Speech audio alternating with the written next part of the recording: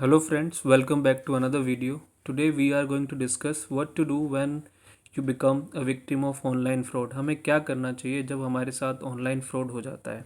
आपने अक्सर देखा होगा कि कभी हमें कोई मैसेज आ जाता है, कभी हमें व्हाट्सएप पे कोई लिंक आ जाता है, कभी हमें फ़ोन कॉल पे रिश्तेदार बन के या किसी का दोस्त बन के अलग अलग तरीके से हमारे साथ में ऑनलाइन ठगी हो जाती है।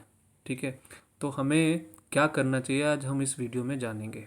सबसे पहले आपको जानना चाहिए कि जब जैसे ही आपके साथ फ्रॉड होता है उसी 1 घंटे के अंदर आपको एक्शन लेना शुरू कर देना है, क्योंकि जो फर्स्ट आवर होता है, जो पहला घंटा होता है, उसी को हम कहते हैं गोल्डन आवर।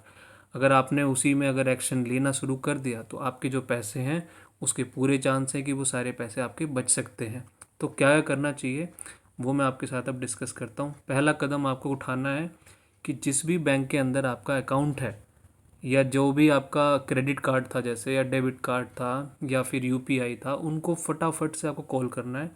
उनसे कहना है कि आपके जो अकाउंट है, जो भी जो ट्रांजैक्शंस हुई हैं, उनको फटाफट से ब्लॉक कर दें। ठीक है, और आप अपने जो भी उससे जैसे नेट बैंकिंग है, आपकी ईमेल है, वो उस अकाउंट से जो भी चीज़ें जुड़ी हुई हैं उनको फटाफट से आपको क्या करना है, उनको चेंज कर देना, उनके पासवर्ड सारे चेंज कर देने, ताकि आपके साथ जो थोड़ा बहुत पैसा आपका गया है, जो जितना भी पैसा गया है, अगर आपने ये नहीं चेंज किया तो हो सकता है कि आपका और पैसा बर्बाद हो जाए और भी वो लूट लें। आगे क्या करना है आपको, सेकंड स्टेप आपको क्या करना है, हेल्पलाइन पे कॉल करना है। ये जो हेल्पलाइन है 1930 हेल्पलाइन है, नेशनल साइबर क्राइम हेल्पलाइन। तो इस पे आपको फटाफट से कॉल करना है। इससे क्या होगा कि देखो होता क्या है, हमेशा आपने देखा होगा कि ये लोग काम कैसे करते हैं। एक अकाउंट, आपके अकाउंट से पैसा निकाला, उस अकाउंट से फिर दूसरे अकाउंट में पैसा चला गया, फिर कहीं और चला गया, फिर कहीं और चला गया।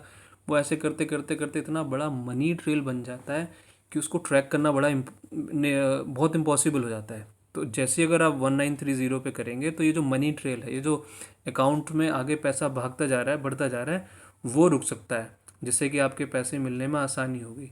तीसरा कदम क्या करना है आपको, आपको कंप्लेंट दर्ज करनी है। कंप्लेंट कहाँ दर्ज करनी है, नेशनल साइबर क्राइम पोर्टल पर। ठीक है, इसकी वेबसाइट का नाम है cybercrime.gov.in। यहाँ पे आप जाइए, गवर्नमेंट ऑफ इंडिया की ऑफिशियल वेबसाइट है, तो इसमें कोई ऐसी कोई दिक्कत नहीं है। आप वहाँ जाके अपनी कंप्लेंट के अंदर जितनी भी चीज़ें आपके पास हैं, जो जो जो फ्रॉड की डिटेल है, वो उसमें जाके लिखिए। जैसे कि जो आप अपने स्क्रीनशॉट्स भी दे सकते हैं। जैसे आपको व्हाट्सएप पे कोई लिंक आया था तो उसकी आप स्क्रीनशॉट लगा सकते हैं, आपको कोई मैसेज आया था उसके स्क्रीनशॉट्स लगा सकते हैं। ठीक है, यूपीआई पे कोई, या फिर आपको कोई फ़ोन आया था, ठीक है, तो वो सारी चीज़ें आप यहाँ पे दर्ज कराएंगे। ठीक है, और अपने बैंक की इन्फॉर्मेशन भी देंगे कि किस बैंक में आपका अकाउंट था। ठीक है, फिर आपको एक एक्नॉलेजमेंट मिल जाएगी। एक्नॉलेजमेंट का मतलब ये हो गया कि आपने वहाँ पे रिपोर्ट दर्ज करा दी है, तो वो आपको एक रसीद मिल जाएगी, जिससे कि ये प्रूफ रहेगा आपके पास कि आपने ये भी चीज़ें की हुई हैं। ठीक है, चौथा कदम आपको क्या उठाना है, सबसे इम्पॉर्टेंट चीज़ है, क्योंकि हम हमेशा क्या करते हैं, हम हमेशा ये सोचते हैं कि हमारा फ़ोन तो बिल्कुल बढ़िया चलता रहेगा, इसको कुछ नहीं होगा। ठीक है, तो ऐसी बेवकूफ़ी बिल्कुल नहीं करनी है। जो भी उस फ्रॉड से रिलेटेड जो भी मैसेज है, एसएमएस है, व्हाट्सएप है, पेमेंट की कंफर्मेशन है, उन सब का फटाफट से स्क्रीनशॉट लेना है। और वो स्क्रीनशॉट सिर्फ फ़ोन में नहीं रखना है, आप अपने फ्रेंड्स के साथ या अपनी फैमिली मेम्बर्स के साथ फटाफट शेयर कर दें, ताकि आपके पास मल्टीपल कॉपीज़ हों। आगे ऐसा ना हो कि आपके फ़ोन में कुछ हो गया और फिर ये रिकॉर्ड्स आप निकाल ही नहीं पा रहे हैं। फिर आपको अपनी बैंक स्टेटमेंट में दिख जाएगा कि वो पैसा कटा है आपके अकाउंट से, तो उसकी भी कॉपी आपको निकाल के रखनी है। और जिस भी नंबर से, जिस फ्रॉडस्टर का पूरा डिटेल आपको, उसके सारे सबूत रखने हैं, क्योंकि आपको किसी फ़ोन नंबर से कॉल आया होगा, कोई उसकी यूपीआई आईडी होगी, कोई वेबसाइट होगी, कोई ऐसी कोई ना कोई उसकी इन्फॉर्मेशन होगी, जिससे कि आप जो है आगे इन सबूतों को आप पुलिस को दे सकते हैं। अब आपको लीगल एक्शन क्या लेना है, आपको कानूनी कार्रवाई अब करनी होगी।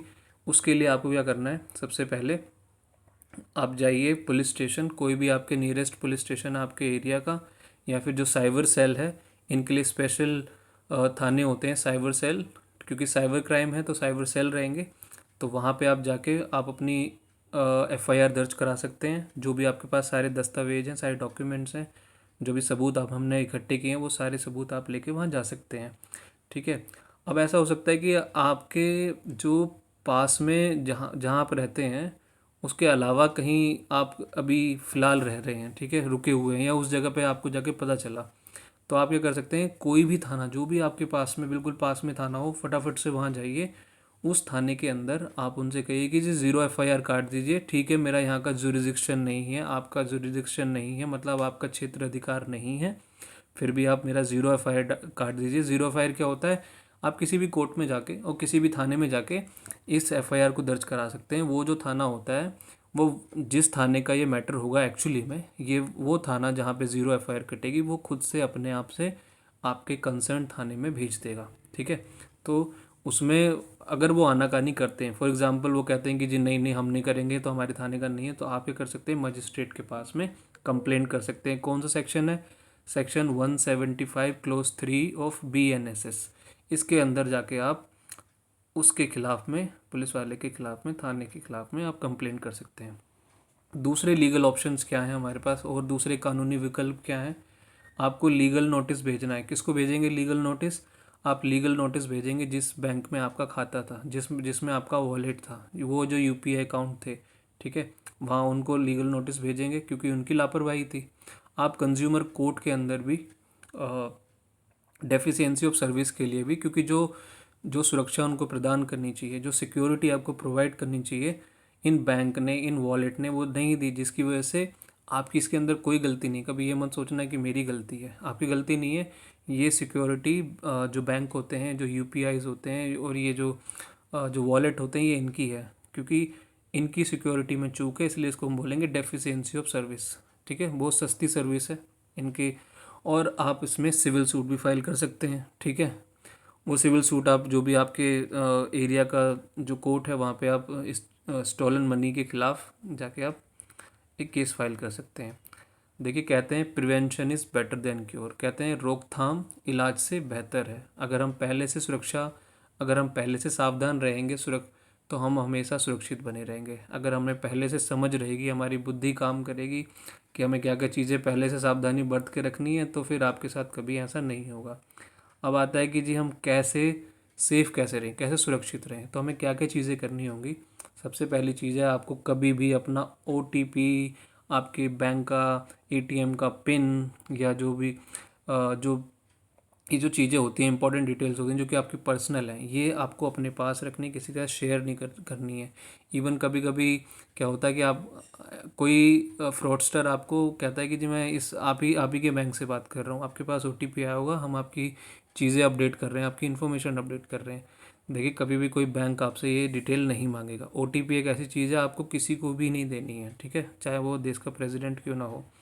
अपने फ़ोन के अंदर एक सिक्योरिटी तो रहती है, हम पासवर्ड लगा लेते हैं, लेकिन हमें 2 फैक्टर ऑथेंटिकेशन हमेशा रखनी चाहिए। मल्टीपल आप रखिए, कोई आपके थंब इम्प्रेशन से खुले या आपके फेस लॉक से रहे, तो ये सब चीज़ें आपका मल्टीपल। और इवन जो आपके UPIs होते हैं, वो उसमें पासवर्ड भी होता है, फिंगर्स भी होते हैं, ठीक है। तो उन सब चीज़ों से 2 फैक्टर्स ऑथेंटिकेशन अपने उसमें एनेबल करें। और जो भी लिंक आपके पास आते हैं, कोई भी किसी भी चीज़ पे आंखें बंद करके तो पहली बात क्लिक मत करें। और सबसे पहली चीज़, एक और चीज़ मैं आपको बता देता हूँ, आपके व्हाट्सएप में एक सेटिंग होती है, वहाँ जाके उसमें क्या होता है कि ऑटोमेटिक चीज़ें सारी डाउनलोड हो जाती हैं। तो उस सेटिंग को सबसे पहले जाके चेंज करो। आपको वही चीज़ें डाउनलोड करनी हैं जिन लोगों पे आपको भरोसा है कि वो आपके साथ फ्रॉड नहीं करेंगे, ठीक है ना, वो आपके जानने वाले लोग हैं। तो उनका कोई कंटेंट आता है तो वो ऑटोमेटिकली डाउनलोड ना हो किसी का भी, ठीक है। तो वो अगर वो डाउनलोड नहीं होगा, तो ये जो सस्पिशियस लिंक हैं, और ये जो कभी कभी क्या होता है कि कुछ पिक्चर्स भेज दी जाती हैं, ठीक है, उनमें मेलवेयर होता है, वो फिर आपको आपके अकाउंट को खाली कर देंगे। तो इसलिए सबसे पहले व्हाट्सएप की सेटिंग को ज़रूर चेंज करें, ठीक है। और UPI जो स्कैम है, be careful with UPI request money popups. आपने देखा होगा कि बार बार वो पॉपअप्स आते रहते हैं कि जी मनी के लिए अलग अलग ऑफ़र आते रहते हैं, तो इन सब चीज़ों को थोड़ा ध्यान रखना है। अब आपके कोई भी क्वेश्चंस हो, प्लीज़ आप उनको कमेंट में प्लीज़ नीचे लिखें। आप काफ़ी अच्छी अच्छी कमेंट्स लिखते हैं, I really like and I really appreciate जिस तरीके से आप मुझे अप्रिशिएट कर रहे हैं। और मैं थैंक यू भी कहना चाहता हूँ, there are many viewers, they are appreciating me, और काफ़ी उनकी कुछ चीज़ें, कुछ क्वेरीज भी हैं जो मुझे वो पर्सनली भी बताते हैं।